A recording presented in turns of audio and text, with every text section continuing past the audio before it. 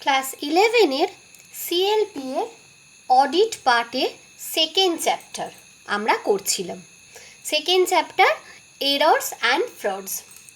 এই চ্যাপ্টারে আমরা আগে দুটো ভিডিও দেখেছি, তাই আজকে আমাদের এরর্স অ্যান্ড ফ্রডস চ্যাপ্টারের পার্ট 3 ভিডিও।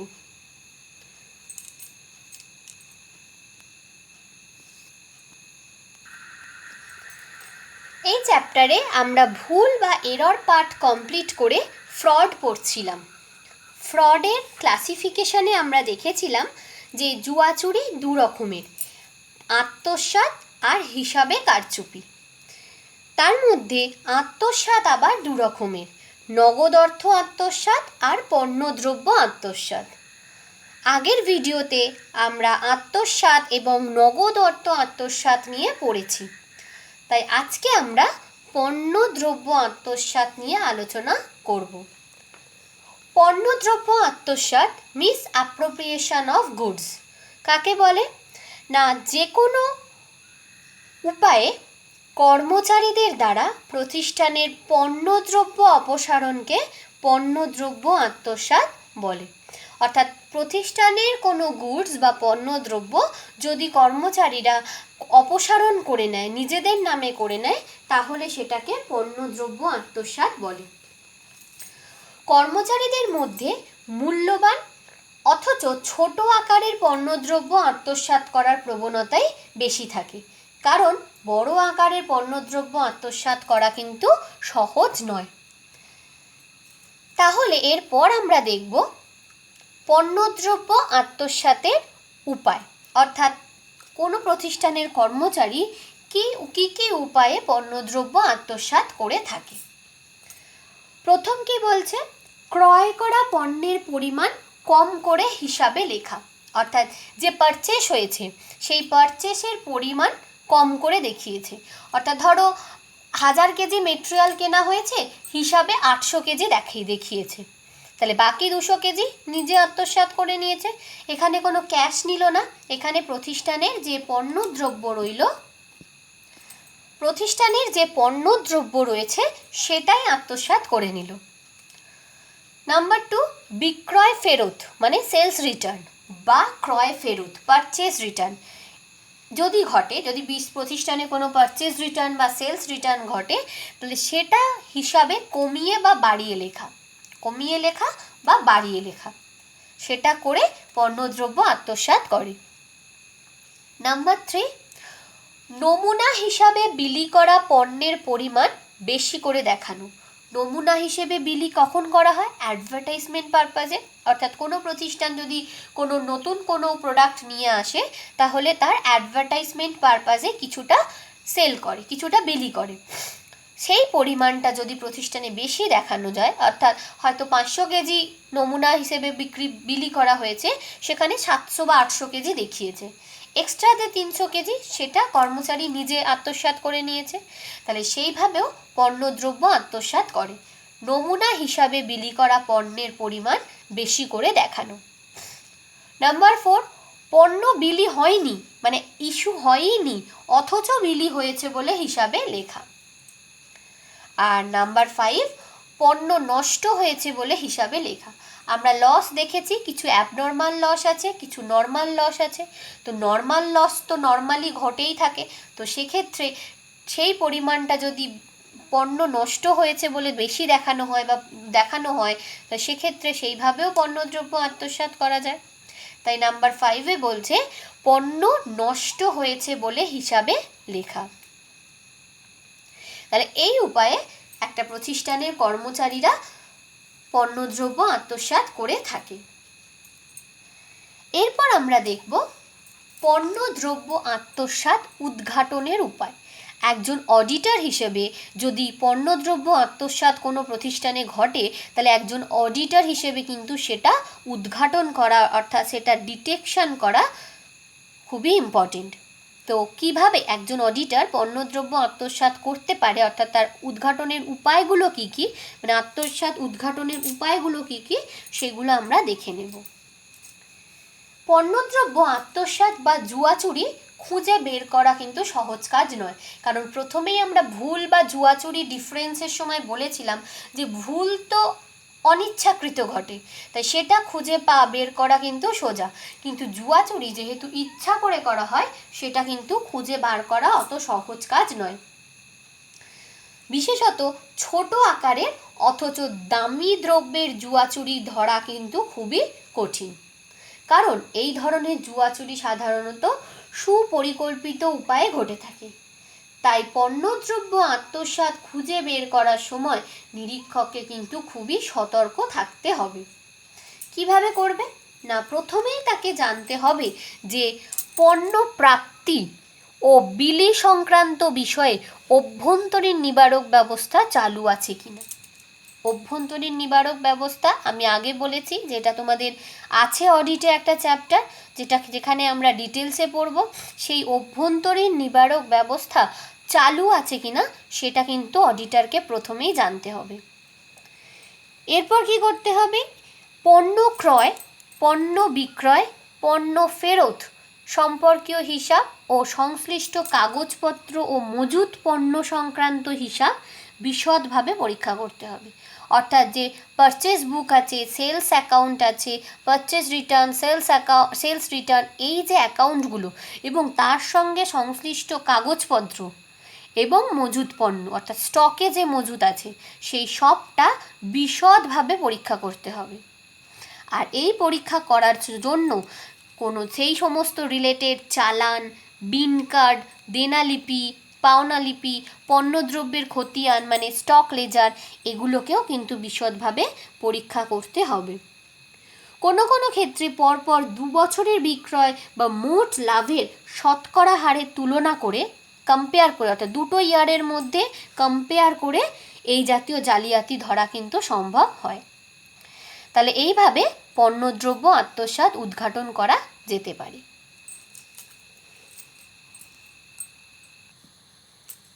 তাহলে আত্মসাতে নগদ অর্থ আত্মসাৎ আর পণ্যদ্রব্য আত্মসাৎ আমরা দেখে নিলাম।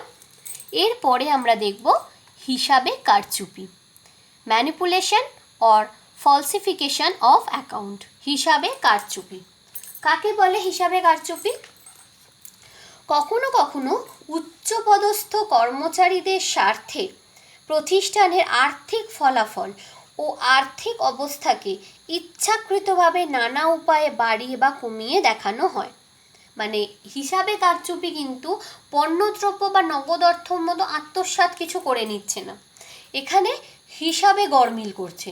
যারা অ্যাকাউন্টেন্ট, যারা হিসাব রাখছে, সেক্ষেত্রে হিসাবের বিভিন্ন অবস্থাকে বাড়িয়ে বা কমিয়ে দেখানো হচ্ছে। তাহলে এইভাবে প্রতিষ্ঠানের যে আর্থিক ফলাফল বা আর্থিক অবস্থা সেটা চেঞ্জ করে দিচ্ছে। এই ধরনের জুয়াচুরিকেই কিন্তু হিসাবে কারচুপি বলে। অর্থাৎ অ্যাকাউন্ট যখন হিসাব রাখছে, অ্যাকাউন্টসের মাধ্যমে সেই হিসাবে গরমিল করছে, এটাকে বলা হয় হিসাবে কারচুপি। কিভাবে এই কারচুপিগুলো করে? তাহলে নেক্সট আমরা দেখে নেব হিসাবে কারচুপির উপায়, অর্থাৎ কিভাবে হিসাবে কারচুপি করছে। নগদ অর্থ বা পণ্যদ্রব্য আত্মসাতের তুলনায় হিসাবে কারচুপির সংখ্যা কিন্তু অপেক্ষাকৃত কম। অর্থাৎ হিসাবে কারচুপি সংখ্যা অনেক কম, কিন্তু তার আর্থিক ক্ষতির পরিমাণ অনেকটা। অর্থাৎ নাম্বার অফটা কম হতে পারে, কিন্তু তার যে আর্থিক ক্ষতি হয়, অর্থাৎ একটা হিসাবে কারচুপির ফলে তার যে আর্থিক ক্ষতি হয় সেটা কিন্তু অনেক বেশি হয়ে থাকে। কিভাবে করে? প্রথম বলছে কাল্পনিক পণ্য ক্রয় বা বিক্রয় হিসাবে লিখে কিংবা প্রকৃত ক্রয় বা বিক্রয় হিসাবে না দেখিয়ে। ক্রয় হয়নি, পারচেস হয়নি বা সেলস হয়নি, কিন্তু হিসাবে লিখে দিয়েছে পারচেস হয়েছে বা সেলস হয়েছে। তাহলে এইভাবে, কিংবা বেশি দেখিয়ে বা কম দেখিয়ে, সেভাবে কিন্তু হিসাবে গরমিল করছে। নাম্বার 2, বকেয়া আয় বা বকেয়া ব্যয়কে, বকেয়া মিন্স আউটস্ট্যান্ডিং, অর্থাৎ কোনো আউটস্ট্যান্ডিং যদি কোনো আয় থাকে, মানে আউটস্ট্যান্ডিং বা আউটস্ট্যান্ডিং এক্সপেন্স হয়, সেটা হিসাবে না দেখিয়ে, অর্থাৎ দিতে হবে এখনও দেওয়া হয়নি এরকম যে বকেয়া থাকে সেগুলো যদি হিসাবে নাই দেখানো হয়, তাহলে সেভাবেও হিসাবে কারচুপি করে থাকে। নাম্বার 3, কুঋণ ও অনিশ্চিত ঋণের জন্য উপযুক্ত সংস্থান না করে। কুঋণ কি বা অনিশ্চিত ঋণ কি? অর্থাৎ কারোর থেকে যদি কেউ ঋণ দেওয়া হয়, লোন দেওয়া হয়, তাহলে অনেক সময় সেটা পুরোটা না পাওয়ারও আশা থেকে থাকে, সেটাকে বলা হয় কুঋণ। অর্থাৎ আমি ধার দিয়েছিলাম সেটা আর পাবো না, সেটা হচ্ছে কুঋণ। আর পাবো কি পাবো না সেটা যদি আমার জানা না থাকে, সেটা হচ্ছে অনিশ্চিত ঋণ। তাহলে এক্ষেত্রে আমাদের কিন্তু উপযুক্ত সংস্থান করতে হয়, অর্থাৎ প্রভিশন করতে হয়। প্রভিশন ফর ব্যাড ডেট বা provision for doubtful debt, term দুটো আমরা অ্যাকাউন্টেন্সিতে শুনেছি।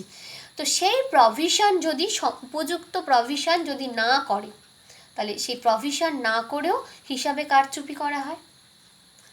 নাম্বার 4, স্থায়ী সম্পত্তির অবচয়ের পরিমাণ কম বা বেশি ধার্য করে। ফিক্সড অ্যাসেটসের যে ডেপ্রিসিয়েশন হয়, সেই ডেপ্রিসিয়েশনের যে পরিমাণ সেটা বাড়িয়ে দেখানো বা কমিয়ে দেখিয়ে হিসাবে কারচুপি করা যেতে পারে। যে ডেপ্রিসিয়েশনে যা ডেপ্রিসিয়েশন হচ্ছে সেটা বাড়িয়ে দেখানো হলো বা ডেপ্রিসিয়েশন কমিয়ে দেখানো হলো, তাহলে এভাবেও হিসাবে কারচুপি করা হয়ে থাকে। আর নাম্বার 5, মজুত পণ্যের মূল্য কম বা বেশি দেখিয়ে, অর্থাৎ যা স্টক ভ্যালু, স্টকে যা গুডস আছে তার ভ্যালু কম দেখিয়ে বা বেশি দেখিয়ে। তাহলে এইভাবে এই 5টা উপায় আমরা পড়লাম, এইভাবে প্রতিষ্ঠানে হিসাবে কারচুপি করা হয়। আর হিসাবে কারচুপি সবই ইচ্ছাকৃতভাবে করা হয়, তাই হিসাবে কারচুপি ফ্রডেরই একটা শ্রেণীবিভাগ।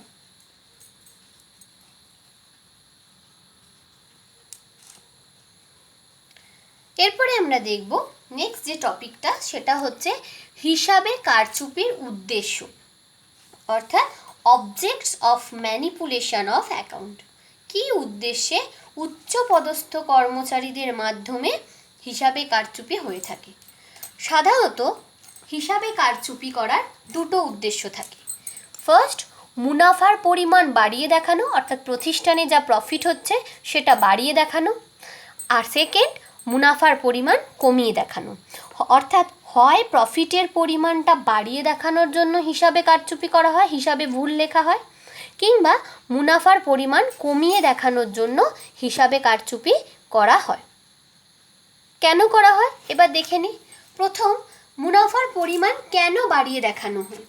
প্রথম বলছে মুনাফার ওপর বেশি করে কমিশন পাওয়া, অর্থাৎ উচ্চপদস্থ কর্মচারীরা অনেক সময় প্রফিটের ওপরই কমিশন পায়, অর্থাৎ প্রফিটের ওপর একটা নির্দিষ্ট পার্সেন্টেজে কমিশন পায়।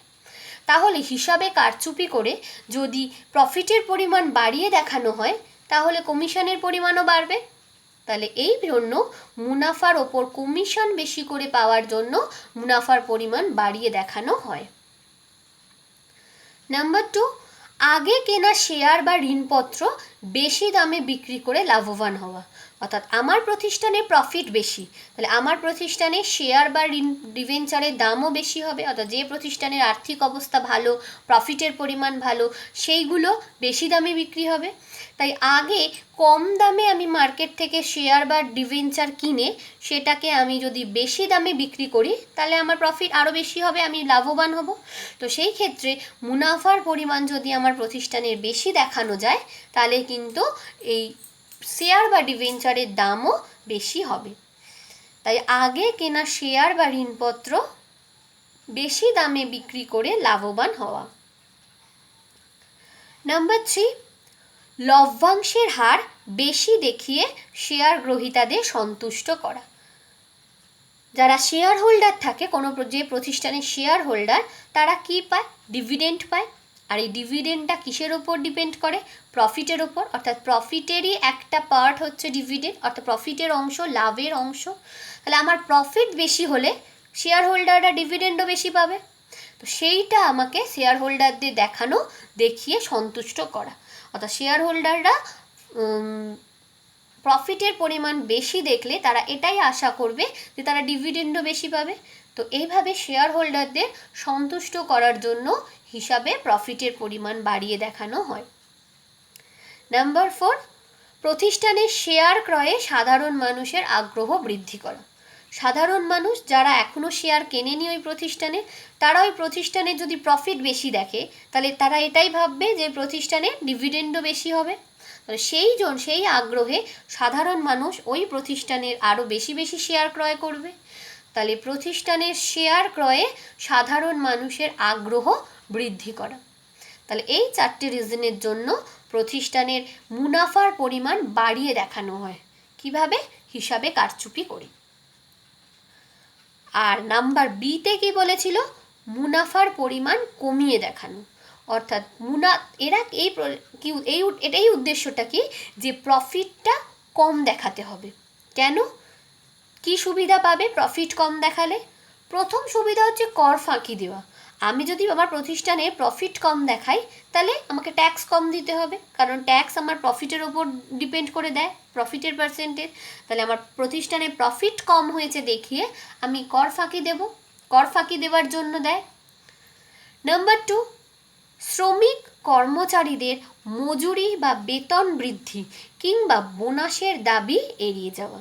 অর্থাৎ শ্রমিক কর্মচারীরা যদি দেখে যে প্রতিষ্ঠানের প্রফিট বেশি হয়েছে তাহলে তারা মজুরি বৃদ্ধির দাবি জানাবে কিংবা বোনাসের দাবি জানাবে। বোনাস তারা প্রফিটের ওপর পায়, অর্থাৎ প্রফিট বেশি থাকলে বোনাস দিতে হয়, বোনাস পায়। তো সেক্ষেত্রে কোনো প্রতিষ্ঠান যদি হিসাবে কারচুপি করে প্রফিটের পরিমাণ কম দেখায় তাহলে শ্রমিক কর্মচারীদের মজুরি বা বেতনের দাবি এড়িয়ে যেতে পারবে।